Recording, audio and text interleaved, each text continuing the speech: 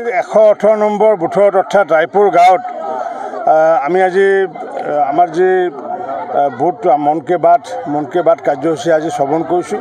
মাননীয় প্ৰধানমন্ত্ৰী নৰেন্দ্ৰ মোদী ডাঙৰীয়াই প্ৰতি মাহৰ শেষৰ দেওবাৰে এই কাৰ্যসূচীৰ জৰিয়তে দেশৰ বিভিন্ন কৃষ্টি সংস্কৃতি অৰ্থনীতি সামাজিক পৰিৱেশৰ কথা ইতিমধ্যে তেখেতে দাঙি ধৰে দেশবাসীৰ সন্মুখত।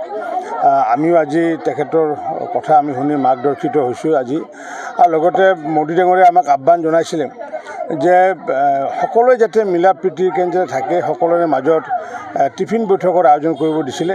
সকলোৱে নিজৰ নিজৰ ঘৰত অলপ জলপান বনাই আনিছিলে আৰু আমি সেইখিনি জলপানেৰে আমি সকলোৱে অলপ আজি ভগাই খাইছোঁ। ইয়াৰ জৰিয়তে মূলগত উদ্দেশ্য হৈছে এইটোৱে যে আমি যিহেতু সনাতন সংস্কৃতিৰ মানুহ, আমি যিহেতু অসমীয়া মানুহ, অসমবাসী মানুহ, আমাৰ মাজত যাতে কোনো ধৰণৰ ভিন্ন পৰ্যায়ে নাথাকে, যি জাতি জনগোষ্ঠীৰ নহওক কিয় আমি একে নাগৰিক। আৰু সেই কথাষাৰ আমি আগন্তুক দিনত বিস্তাৰিতভাৱে নিয়াৰ কাৰণে টিফিন বৈঠকৰ আয়োজন কৰা হৈছিলে।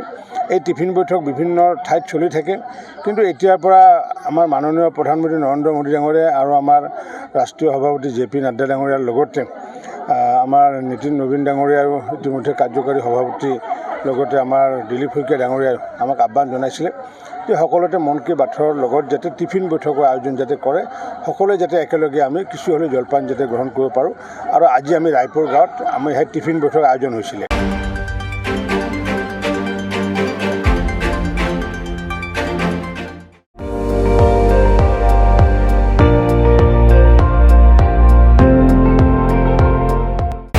আপুনি চাই আছে ND24, সৰ্বশ্ৰেষ্ঠ নহয় সৰ্বোত্তমৰ দৌৰত।